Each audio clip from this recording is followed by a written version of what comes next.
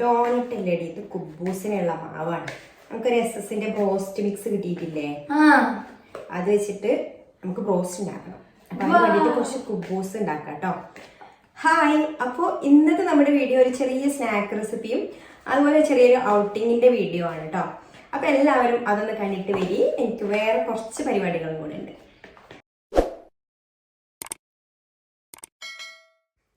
അപ്പോൾ ഞാനിവിടെ 4 മണി ചായക്ക് വേണ്ടിയിട്ട് കുറച്ച് പഴംപൊരി ഉണ്ടാക്കിയിട്ടുണ്ട് കേട്ടോ. അപ്പോൾ പഴംപൊരിയൊക്കെ നല്ല അടിപൊളിയായിട്ട് തന്നെ വന്നിട്ടുണ്ട്. അപ്പോൾ പഴമൊക്കെ പൊരിച്ച് കഴിഞ്ഞപ്പോൾ പിന്നെ കുറച്ച് മാവ് ബാക്കിയുണ്ടായിരുന്നു. അപ്പോൾ ആ മാവ് വെറുതെ കളയണ്ടല്ലോ എന്ന് വിചാരിച്ചിട്ട് ഞാൻ അത് വെച്ചിട്ട് നല്ലൊരു അടിപൊളി സ്നാക്കാണ് കേട്ടോ ഉണ്ടാക്കുന്നത്. അപ്പോൾ അത് ഒരുപാട് മാവൊന്നും ബാക്കിയുള്ളൂ കേട്ടോ. ഇത് ഇത്രയേ ഉള്ളൂ, ഒരു 1/4 കപ്പ് മാവേ ബാക്കിയുള്ളൂ. അപ്പോൾ നമുക്കിനി ഇതിലേക്ക് ബാക്കിയുള്ള ചേരുവകളൊക്കെ ചേർത്ത് കൊടുത്തിട്ട് സ്നാക്ക് ഉണ്ടാക്കാം. അപ്പോൾ ആദ്യം തന്നെ ഞാനിതിലേക്കൊരു 2 ടേബിൾ സ്പൂൺ റവയാണ് കേട്ടോ ചേർത്ത് കൊടുക്കുന്നത്. ഇത് വറുക്കാത്ത റവയാണ് കേട്ടോ. വറുത്തതോ വറുക്കാത്തതോ ഏതായാലും കുഴപ്പമില്ല. പിന്നെ ഇതിലേക്ക് കുറച്ച് തേങ്ങ ചേർത്ത് കൊടുക്കണം. അപ്പോൾ ഞാനിനിപ്പോൾ തേങ്ങ ഒന്നും ചിരവാൻ സമയമില്ലാത്തത് കാരണം ഇവിടെ ഡെസിക്കേറ്റഡ് കോക്കനട്ട് കൊണ്ടുവന്ന് വെച്ചിട്ടുണ്ടായിരുന്നു കേട്ടോ. ഡെസിക്കേറ്റഡ് കോക്കനട്ടിൻ്റെ ചെറുതല്ല, കുറച്ച് വലുതായിട്ടുണ്ടാവുമല്ലോ, ആ ഒരു സേമിയ ടൈപ്പിലുണ്ടാകുന്ന കോക്കനട്ട്, അതാണ് കേട്ടോ ചേർത്ത് കൊടുക്കുന്നത്. അപ്പോൾ തേങ്ങ ചിരവാൻ സമയം ഉണ്ടെങ്കിൽ അതന്നെ ചേർത്ത് കൊടുത്താൽ മതി കേട്ടോ. എനിക്കിപ്പോൾ ഞങ്ങൾക്ക് കുറച്ചൊന്ന് പുറത്ത് പോകാനും കാര്യങ്ങളൊക്കെ ഉണ്ട്. അപ്പോൾ ഇതുണ്ടാക്കി കഴിച്ചിട്ട് വേണം പോകാൻ, അതുകൊണ്ടാണ് കേട്ടോ. പിന്നെ ഏലക്കാപ്പൊടി കുറച്ച് ചേർത്ത് കൊടുക്കുന്നുണ്ട്, നല്ലൊരു ഫ്ലേവർ കിട്ടാൻ വേണ്ടിയിട്ട്. ഇനി ഇതിലേക്ക് 2 ചെറുപഴം കൂടി ചേർത്ത് കൊടുക്കുന്നുണ്ട് കേട്ടോ. ചെറുപഴം ഉണ്ടെങ്കിൽ ചേർത്ത് കൊടുക്കുക, അല്ലെങ്കിൽ ഇങ്ങനെ തന്നെ ഉണ്ടാക്കാം. ഇനി പഴക്കൊന്നതാ ഇതുപോലെ നമുക്ക് കൈ കൊണ്ട് ഉടച്ചു കൊടുക്കാം. കൈ കൊണ്ടോ സ്പൂൺ കൊണ്ടോ ഫോർക്ക് കൊണ്ടോ എന്തെങ്കിലും കൊണ്ട് ഉടച്ചെടുത്താൽ മതി കേട്ടോ. എന്നിട്ട് ഇതുപോലെ നന്നായിട്ട് എല്ലാം കൂടെ ഒന്ന് കുഴച്ചെടുക്കണം. അപ്പോൾ ഈ ഒരു പരുവത്തിലാണ് കേട്ടോ കിട്ടിയിട്ടുള്ളത്. നമുക്കൊരു നുള്ളി ഇടാനുള്ള, ഓയിലിലേക്ക് ഇങ്ങനെ നുള്ളി ഇടാനുള്ള ആ ഒരു പാകത്തിലാണ് കേട്ടോ കിട്ടിയിട്ടുള്ളത്. അപ്പോൾ ഇതിനേക്കായി ഇനി കുറച്ച് ലൂസായിട്ട് തോന്നുകയാണെന്നുണ്ടെങ്കിൽ 1 ടേബിൾ സ്പൂൺ റവയും കൂടെ ചേർത്ത് കൊടുത്താൽ മതി. പിന്നെ മധുരം കൂടുതൽ വേണമെന്നുണ്ടെങ്കിൽ പഞ്ചസാരയും ഈ സമയത്തിന് ചേർത്ത് കൊടുക്കുക കേട്ടോ. ഉപ്പും അതുപോലെ തന്നെ ആ മധുരം ഒന്ന് ബാലൻസ് ചെയ്യാനും ഉപ്പും കൂടി ചേർത്ത് കൊടുത്താൽ നന്നായിരിക്കും.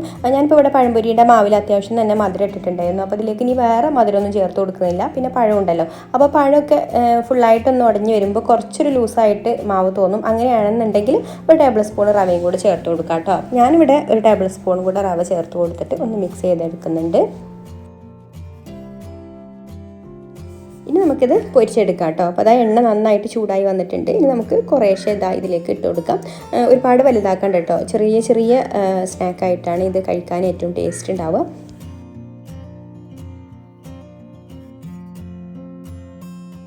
ഇനി ഇതുപോലെ ഒന്ന് മൂത്ത് കഴിഞ്ഞാൽ തിരിച്ചു മറിച്ചൊക്കെ ഇട്ട് കൊടുക്കുക. അപ്പോൾ ഇടയ്ക്കിടയ്ക്ക് ഇതുപോലെ ഇളക്കി കൊടുക്കണം കേട്ടോ. എന്നാലും ഉള്ള എല്ലാ ഭാഗവും നമുക്ക് ഒരുപോലെ കളറായി കിട്ടുള്ളൂ. എന്നിട്ട് ഇതുപോലെ ഒന്ന് ഒരു ഗോൾഡൻ ബ്രൗൺ കളറാവുന്ന സമയത്ത് നമുക്ക് കോരിയെടുക്കാം.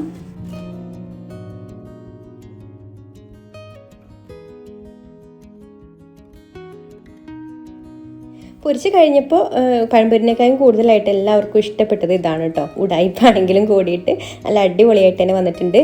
ഒന്നാമതായിട്ട് ഡെസിക്കേറ്റഡ് കോക്കനട്ടിൻ്റെ ഫ്ലേവറാണ് കേട്ടോ മുന്നിട്ട് നിൽക്കുന്നത്.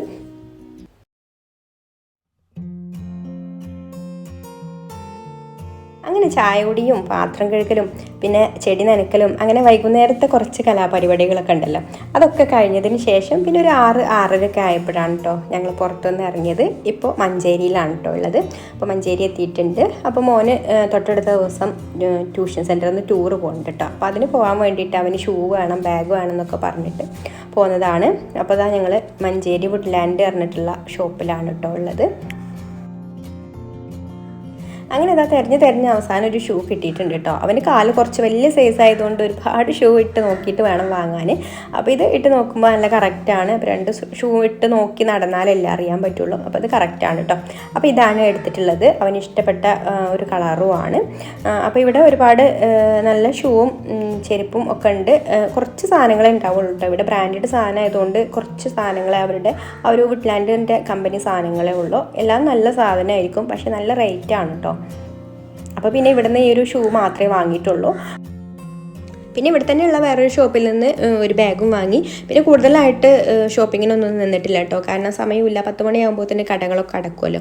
അപ്പോൾ അതൊക്കെ കഴിഞ്ഞ് പിന്നെ ഒരു 8-9 മണിയൊക്കെ ആയിട്ടുണ്ട്. അപ്പോൾ നമുക്ക് ഫുഡ് കഴിക്കാൻ വേണ്ടിയിട്ട് ഇപ്പോൾ ഫർസ റെസ്റ്റോറൻറ്റിൻ്റെ അവിടെയാണ് കേട്ടോ എത്തിയിട്ടുള്ളത്. അപ്പോൾ അവിടെ എത്തിയപ്പോൾ അവിടെ എന്തൊക്കെയോ പരിപാടികളൊക്കെ നടക്കുന്നുണ്ട് കേട്ടോ. ഫർസ ഫിയസ്റ്റ എന്ന് പറഞ്ഞിട്ട് ന്യൂ ഇയറിൻ്റെ ഒക്കെ ഭാഗമായിട്ടുള്ള പരിപാടിയാണ്. കുറേ ഫുഡിൻ്റെ സ്റ്റാളൊക്കെ ഉണ്ട്. ഫുഡിൻ്റെ സ്റ്റാളല്ല, അച്ചാറ്, കേക്ക് അങ്ങനെയുള്ള സംഭവങ്ങളൊക്കെ ഉണ്ട് കേട്ടോ. അത് നമുക്ക് വാങ്ങിക്കാം. ചെയ്യാം. പിന്നെ അല്ലാതെ പഞ്ഞിമുട്ടായി അങ്ങനത്തതൊക്കെ പിന്നെ ഫ്രീ ആയിട്ടുണ്ട് കേട്ടോ. അതുപോലെ തന്നെ കുതിരസവാരി ഉണ്ടായിരുന്നു കേട്ടോ, ഫ്രീ ആയിട്ട്. കുതിരസവാരി എന്ന് പറഞ്ഞാൽ പുറത്തേക്കൊന്നുമില്ല, ഈ ഒരു കോമ്പൗണ്ടിൽ മാത്രം ഇങ്ങനെ കേട്ടോ. കുറച്ച് വലിയ മുറ്റാണല്ലോ, അതിൻ്റെ കോമ്പൗണ്ടിൽ ഒരു കുതിരസവാരി അങ്ങനെയൊക്കെ ഉണ്ടായിരുന്നു. അപ്പോൾ പിന്നെ അവിടെ കയറി ഫുഡൊക്കെ കഴിച്ചു.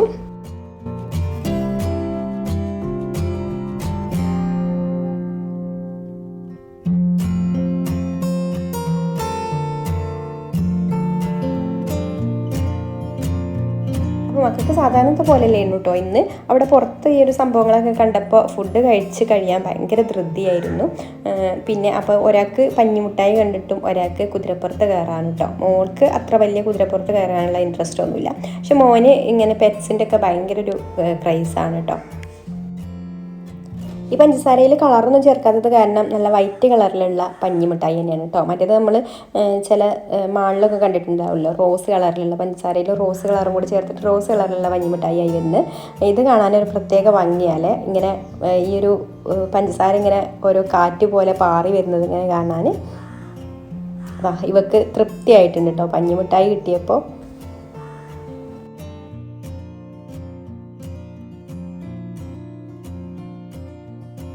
പിന്നെ ഇവിടെ ഒരു അച്ചാറിൻ്റെ സ്റ്റാൾ ഉണ്ടായിരുന്നു കേട്ടോ. ഇവിടെ പല ടൈപ്പിലുള്ള അച്ചാറുകളും ഉണ്ട്. ടേസ്റ്റ് നോക്കാൻ വേണ്ടിയിട്ട് വെച്ചിട്ടാണ് ഈത്തപ്പഴ അച്ചാർ, പപ്പായ അച്ചാർ, അങ്ങനെ ഒരുപാട് ഐറ്റം അച്ചാറുകൾ ഭരണിയിലാക്കി വെച്ചിട്ടുണ്ട് കേട്ടോ. പിന്നെ അതായത് ഇതുപോലെ ടബിലാക്കിയിട്ട് വിൽക്കാനും വെച്ചിട്ടുണ്ട്. അപ്പോൾ അതൊന്ന് ഞങ്ങൾ ഈത്തപ്പഴ അച്ചാറാണ് കേട്ടോ വാങ്ങിയത്. അപ്പോൾ ഓരോ അച്ചാറും നമുക്ക് ടേസ്റ്റ് ചെയ്യാനായിട്ട് തരുന്നുണ്ട്. പിന്നെ ഇതുപോലെ റഷ്യൻ ഹണി കേക്കാണ് കേട്ടോ. അതിവിടെ ചെറിയൊരു ബോക്സിലാക്കി വെച്ചിട്ടുണ്ട്. അതുപോലെ തന്നെ നമുക്ക് ഈ ഒരു കേക്കിൻ്റെത് ടേസ്റ്റ് ചെയ്യാനും തരുന്നുണ്ട് കേട്ടോ. ബീഹൈവ് എന്ന് പറഞ്ഞിട്ടുള്ള ഒരു ബ്രാൻഡ് കേക്കാണ്.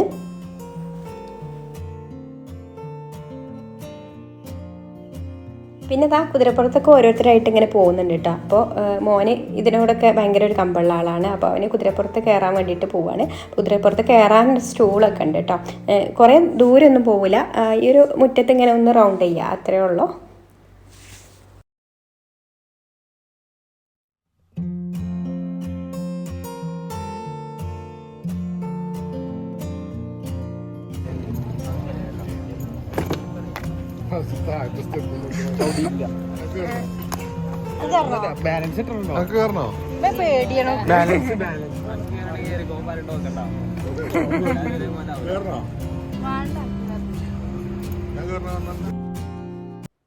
അപ്പോൾ ഇന്നത്തെ വീഡിയോ ഇവിടെ വൈൻഡപ്പ് ചെയ്യാണ്. അപ്പോൾ നിങ്ങൾക്ക് ഒരു വീഡിയോ ഇഷ്ടമായിട്ടുണ്ടെങ്കിൽ ഒന്ന് ലൈക്ക് ചെയ്യുക, ഷെയർ ചെയ്യുക, നിങ്ങളുടെ അഭിപ്രായങ്ങളൊക്കെ കമൻറ്റ് ചെയ്യുക. അതുപോലെ തന്നെ സബ്സ്ക്രൈബ് ചെയ്യാത്ത കൂട്ടുകാർ പ്ലീസ് ഒന്ന് സബ്സ്ക്രൈബ് ചെയ്തേക്കണേ. അപ്പോൾ ഇനി മറ്റൊരു നല്ല വീഡിയോ ആയിട്ട് വീണ്ടും കാണാം. അതുവരേക്കും ടേക്ക് കെയർ, ബൈ ബൈ.